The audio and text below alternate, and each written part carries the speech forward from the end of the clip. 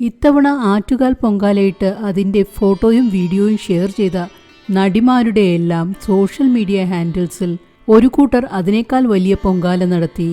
Serial താരം ബീന ആന്റണിക്ക് നേരെയും വലിയ സൈബർ ആക്രമണമാണ് നടന്നത്.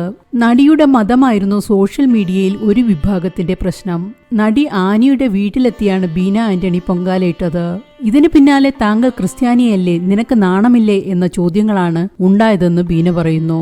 ഇതിനെതിരെ പ്രതികരിച്ചുകൊണ്ട് ബീന കുറിക്കുന്നത് ഇങ്ങനെയാണ്: ഇത്തവണ പൊങ്കാലയിടാൻ ഭാഗ്യം കിട്ടി. കുറെ വർഷങ്ങൾക്ക് ശേഷം ആനിയാണ് വിളിച്ചത്. ആനിയുടെ വീട്ടിൽ പോയി നല്ല ഭംഗിയായി പൊങ്കാലയിടാൻ പറ്റി. ഞാൻ വിവാഹം കഴിച്ചത് ഒരു ഹിന്ദുവിനെയാണ്. ഞാൻ മതം മാറിയിട്ടില്ല, ക്രിസ്ത്യാനിയായിട്ടാണ് ജീവിക്കുന്നത് എന്നു കരുതി പൊങ്കാലയിടാൻ പാടില്ലെന്നോ മുസ്ലിം പള്ളിയിൽ പോയി ഒരു ചടങ്ങിൽ പങ്കെടുക്കാൻ പാടില്ലെന്നോ അല്ല. എല്ലാത്തിലും വിശ്വസിക്കുന്ന ഒരാളാണ് ഞാൻ. വിവാഹത്തിന് മുൻപേ അങ്ങനെ വിശ്വസിക്കുന്ന ആളാണ്.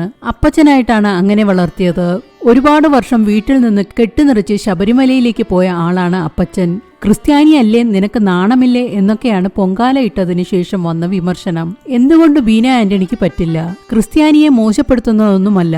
ഇങ്ങനെയൊക്കെ കാണുമ്പോൾ ഭയങ്കര വിഷമമാണ് തോന്നുന്നത്. നമുക്ക് ആരെയും ബോധവൽക്കരിക്കാനൊന്നും പറ്റില്ലല്ലോ. എങ്കിലും ഒരുപാട് വിഷമം തോന്നി.